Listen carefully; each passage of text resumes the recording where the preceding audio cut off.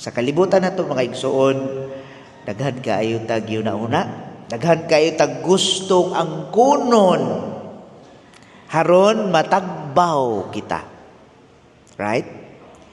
Daghan kitag pangandoy sa kinabuhi to give us satisfaction. Bisan ako sa kong bahin sa una, sus, daghan kay kong pangandoy sa akong kaugalingon.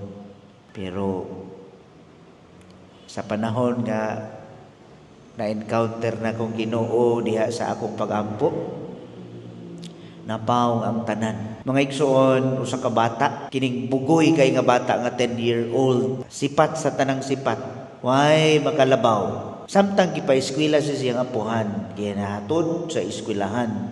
Bisag asa-asa nga mga eskwelahan, tanan nga mga maestra principal mo surrender kaniya. Dili madawat or di baka mo surrender ang tanan until such time nga gidala siya sa usa ka Catholic school. Gilibot sila sa mga eskwelahan, kuyog ang apuhan ug ang apo. Hilom kaayo ang maong bata samtang matagsulod niya sa classroom. Nahimong buutan ug sa iyahang pagpangutana kaniya sa usa ka maestra nganong nahilom ka man,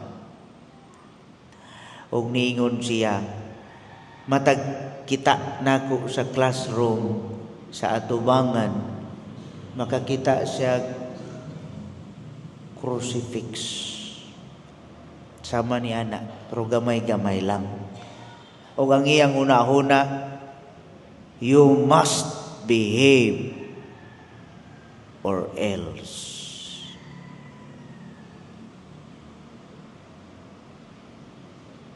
Nabuutan ang pinakabugoy nga bata.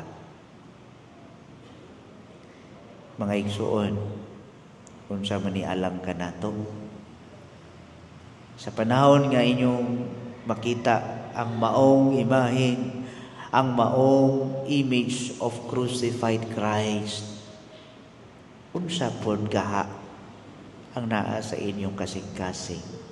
Sa panahon nga mutambong mo santos nga misa, makaingon na ba sa kita nga sama ni Simeon nga nakita na nako ang kahimayaan sa kalibutan. Pwede na kong muhalin ni ining kalibutana. Bisan sulod sa simbahan, daghan kaayong tintason nga kita makasala. Apan si Simeon nakakita sa tinuod nga maghatag gayon o kalinaw kaniya, nga para kaniya mao kato ang highest point of his faith, na encounter niya si Kristo ug ningon siya pwede na siyang mubiya ni ining kalibutan. Hinaot ta mga igsoon, nining adlaw sa inyong pagpaso sa inyong mga kandila could also be a symbolic faith na for us to encounter Christ in our daily lives. Nga sa atong pag-encounter, wa nailain pa nga makahatag o satisfaction. Walay lain kundi ang Ginoo lamang labaw sa tanan.